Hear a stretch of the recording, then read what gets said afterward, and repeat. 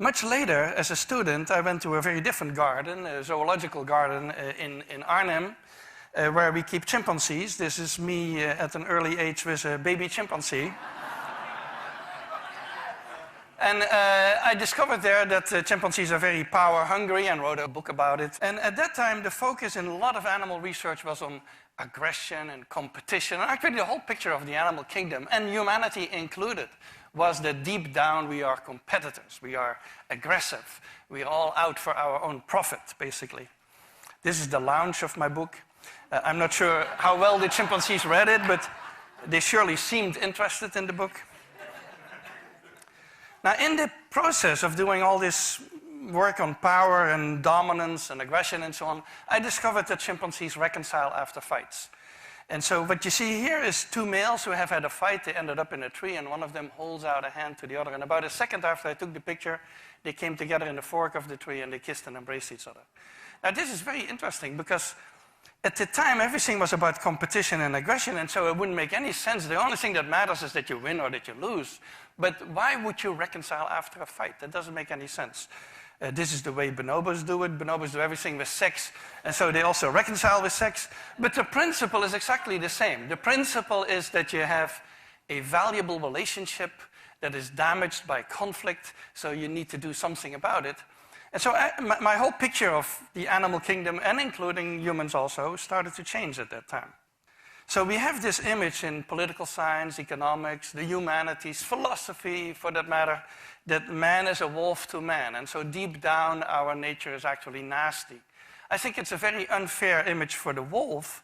The wolf is after all, a very cooperative animal.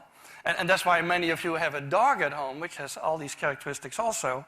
And it's very unfair to humanity, because humanity is actually much more cooperative and empathic than they're given credit for. And so I started getting interested in those issues and studying that in other animals. So these are the pillars of morality. If you ask anyone what is morality based on, these are the two factors that always come out. One is reciprocity, and associated with it is a sense of justice and a sense of fairness. And the other one is empathy and compassion. And human morality is more than this. But if you would remove these two pillars, there would be not much remaining, I think, and so they're absolutely essential. So let me give you a few examples here. This is a very old video from the Yerkes Primate Center where they trained chimpanzees to cooperate. So this is already about 100 years ago that we were doing experiments on cooperation. And what you have here is two young chimpanzees who have a box, and the box is too heavy for one chimp to pull in. And of course there's food on the box, otherwise they wouldn't be pulling so hard. And so they're bringing in the box. And you can see that they're synchronized.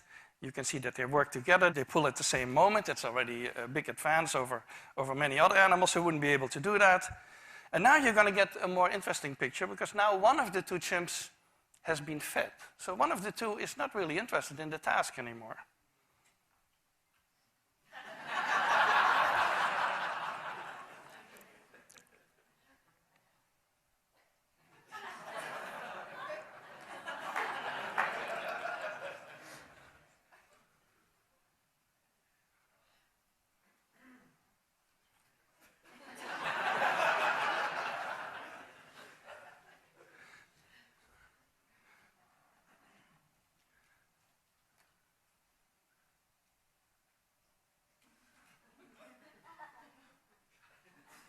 Now look at what happens at the very end of this.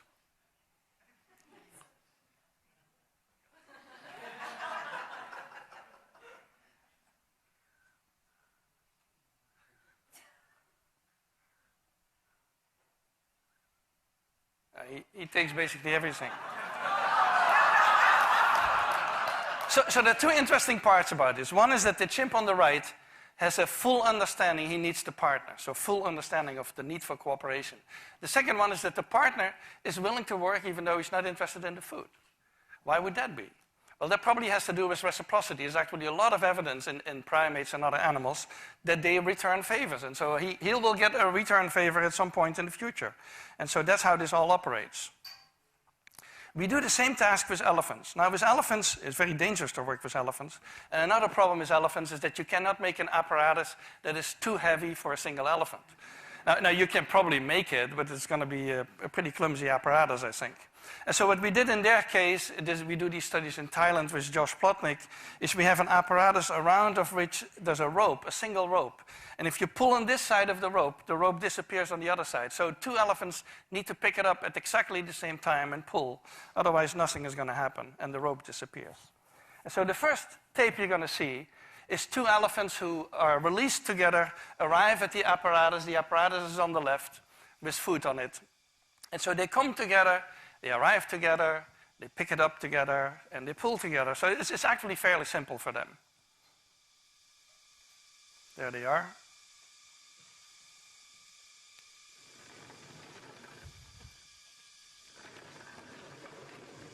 And so that's how they bring it in.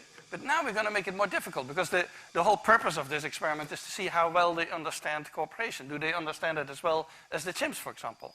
And so what we do in the next step is we release one elephant before the other, and that elephant needs to be smart enough to stay there and wait and not pull at the rope, because if he pulls at the rope, it disappears and the whole test is over. Now, this elephant does something illegal that we did not teach it, but it shows the understanding that he has, because he puts his big foot on the rope, stands on the rope, and waits there for the other, and then the other is going to do all the work for him. So it's what we call freeloading.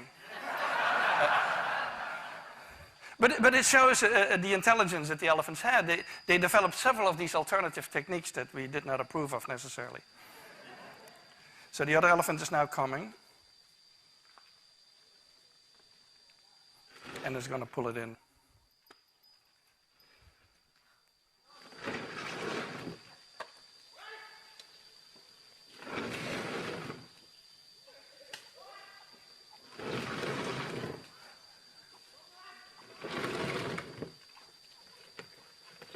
Now look at the other. The other doesn't forget to eat, of course. This was the cooperation reciprocity part. Now something on empathy.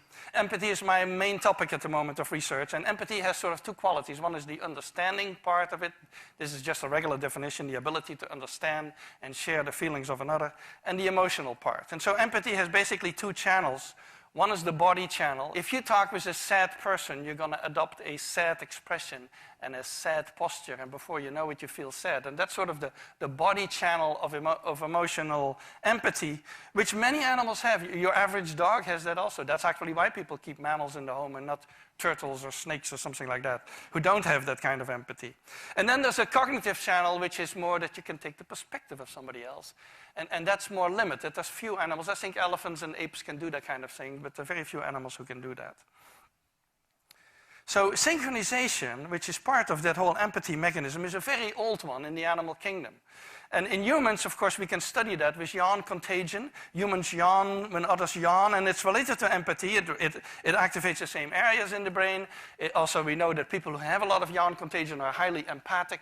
People who have problems with empathy, such as autistic children, they don't have yawn contagion. So it is connected. And we study that in our chimpanzees by presenting them with an animated head. So that's what you see on the upper left, an animated head that yawns. And there's a chimpanzee watching, an actual real chimpanzee watching a computer screen on which we play these animations.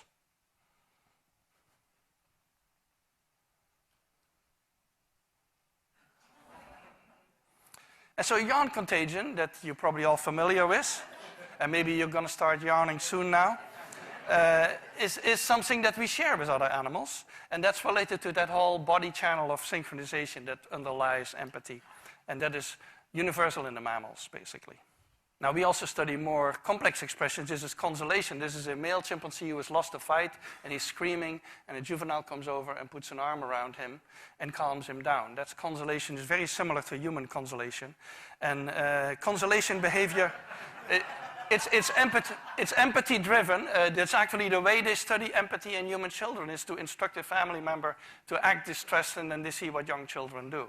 And so it is related to empathy, and that's the kind of expressions we look at. We also recently published an experiment, you may have heard about it, on altruism in chimpanzees, where the question is, do chimpanzees care about the welfare of somebody else? And for decades, it had been assumed that only humans can do that. Only humans worry about the welfare of somebody else. Now, we did a very simple experiment. We do that on chimpanzees that live in Lawrenceville, in the field station of Yerkes, and so that's how they live. And we call them into a room and do experiments with them. In this case, we put two chimpanzees side by side, and one has a bucket full of tokens, and the tokens have different meanings. One kind of token feeds only the partner who chooses, the other one feeds both of them. So this is a study we did with Vicky Horner. And here you have the two color tokens. So they have a whole bucket full of them, and they have to pick one of the two colors. You will see how that goes.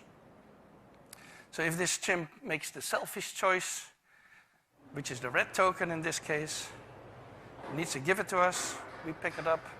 We put it on a table where there's two food rewards, but in this case only the one on the right gets food and the one on the left walks away because she knows already that this is not a good test for her. And then the next one is the pro-social token.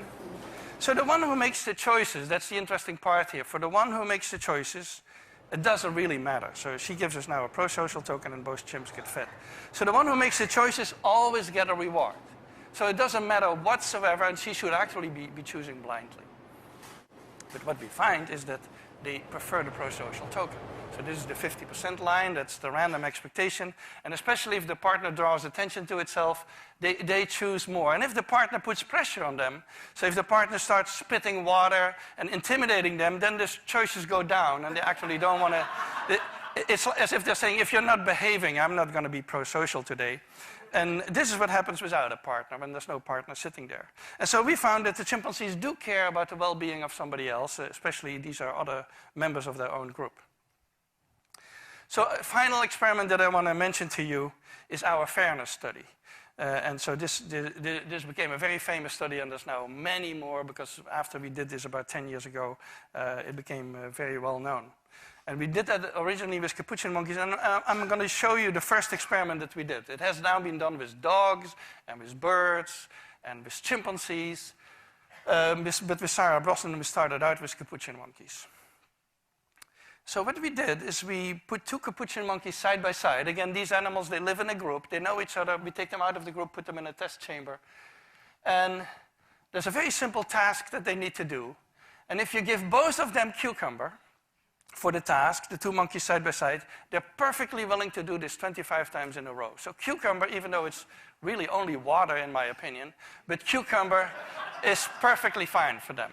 Now if you give the partner grapes, the food preferences of my capuchin monkeys correspond exactly with the prices in the supermarket. And so if you give them grapes, that's a far better food, then you create inequity between them. So that's the experiment we did. Recently, we videotaped it with new monkeys who had never done the task, thinking that maybe they would have a stronger reaction, and that turned out to be right. The one on the left is the monkey who gets cucumber. The one on the right is the one who gets grapes. The one who gets cucumber, note that the first piece of cucumber is perfectly fine. The first piece she eats.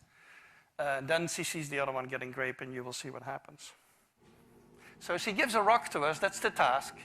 And we give her a piece of cucumber and she eats it. The other one needs to give a rock to us. And that's what she does. And she gets a grape. And she eats it. The other one sees that. She gives a rock to us now, gets again cucumber.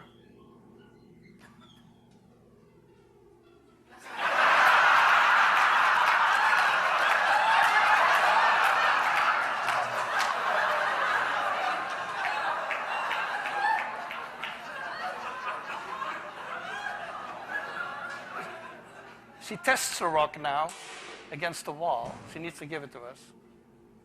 And she gets cucumber again.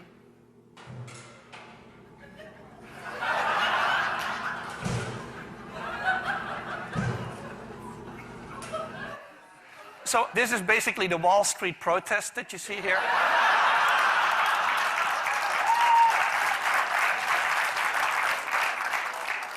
Let me tell you, I still have 2 minutes left. Let me tell you a funny story about this. This study became very famous, and we got a lot of comments, especially anthropologists, economists, philosophers. They didn't like this at all because they had decided in their mind, I believe, that fairness is a very complex issue and that animals cannot have it. And so one philosopher even wrote us that it was impossible that monkeys had a sense of fairness because fairness was invented during the French Revolution. So...